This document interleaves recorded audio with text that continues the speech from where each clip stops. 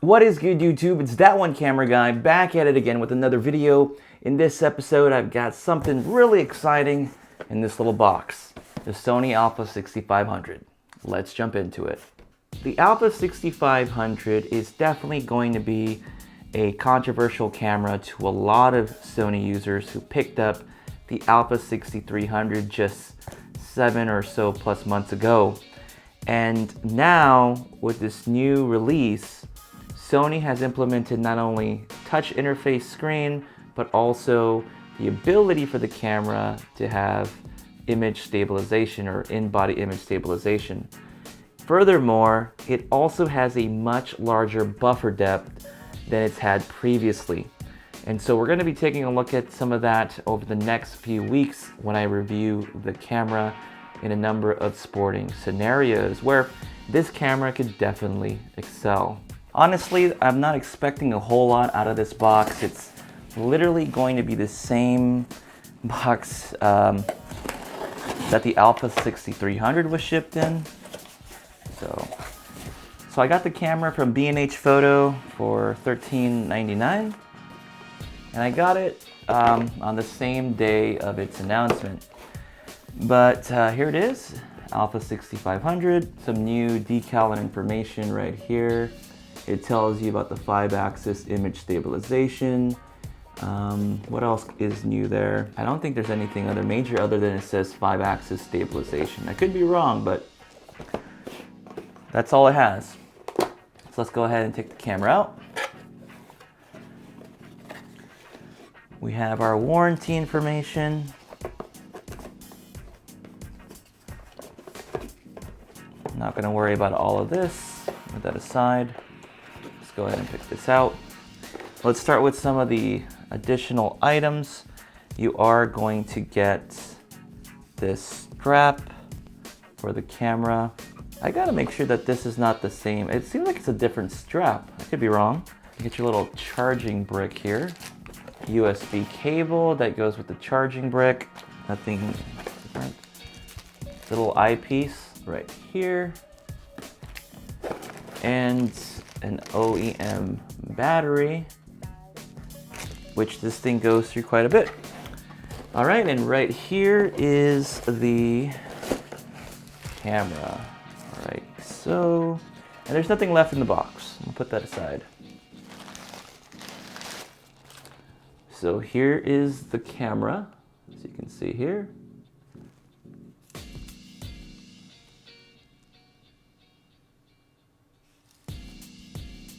Take a look. There's the top. Let's see. I have another a6300 here. So here's the a6300, and here is the 6500 up here where I'm tapping my finger. As far as the grip, I think the most important thing a lot of folks were talking about is the grip depth of the 6500. Compared to the 6300 with my larger hands, the grip is definitely more substantial, okay? So I am gonna be using this camera out in the field, hopefully tomorrow, and kind of give you my experience having that grip on the camera and seeing whether or not it actually helps a whole lot. So, but as far as first impression, that grip, that depth, definitely adds a bit to the camera. Now, pressing the shutter button up here at the top feels definitely different from the a6300. And the camera weighs, to me, it's pretty much the same. Not a whole lot, honestly. But this additional custom button here, C1 and C2, is definitely going to be a nice addition for users. The articulating screen hasn't really changed at all. It still only does the same. As far as ports, it's all the same.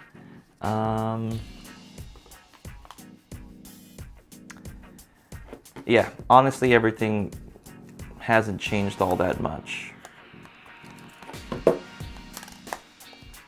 So I'm taking a look right here. If you take a look at, this is the a6300, the battery door on the a6500 Feels more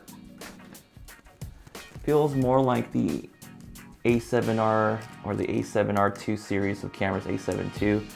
Feels much more sturdy, much better. I don't think it means a whole lot, but it feels a lot better there when using it. The wheel on the back, right here where the camera is at, right here on the 6500, feels a little bit better in terms of movement. Let's see that little top wheel up here. It is, let's see.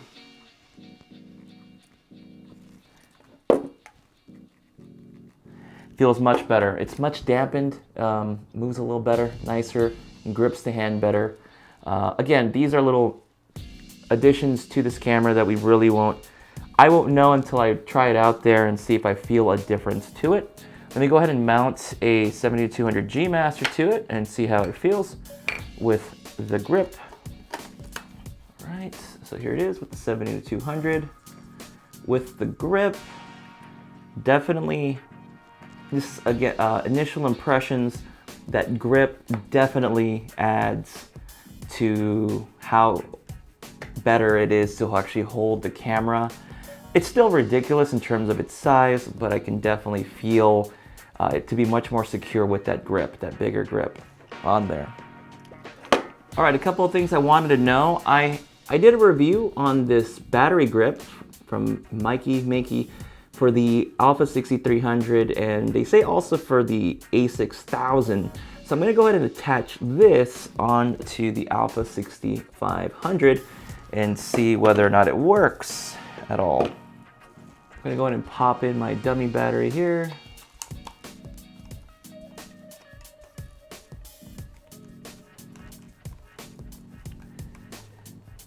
All right, so I've already encountered my first problem.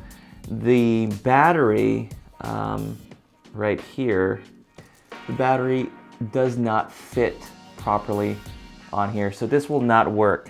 So for those of you wondering whether or not the previous battery grip was going to work on this, it does not.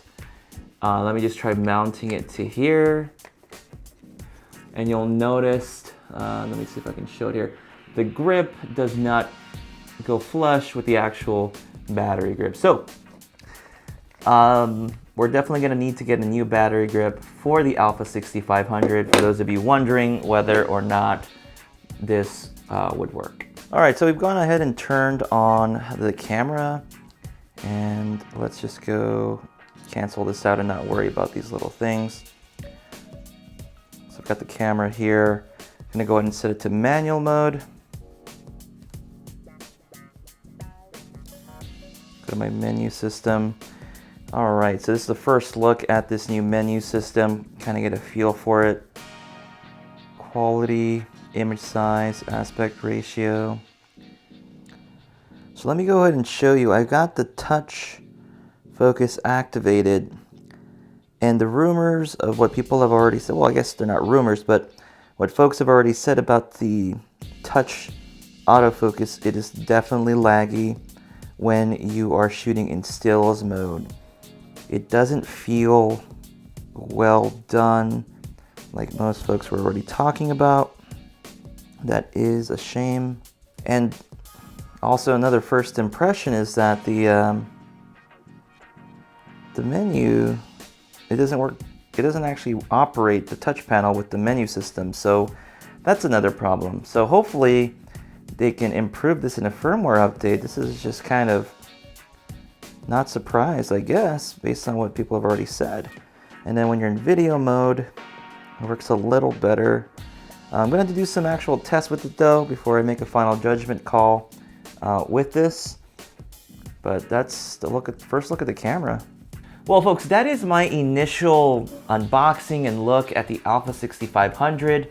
It feels, in terms of just how it feels better, grip-wise and everything else. Touch screen and touch menu, I'm gonna have to play around with this a lot more because I'm a little worried about how well it works, but we're gonna be taking a look at that tomorrow. I'm gonna go ahead and probably try and shoot some soccer, if not on Saturday, and just try out some additional features. I'm gonna test out the stabilization, test out the buffer, and just how it overall works out for what I do. Folks, that's all I got for you in this video. If you enjoyed this video, you found it helpful, consider giving it a like.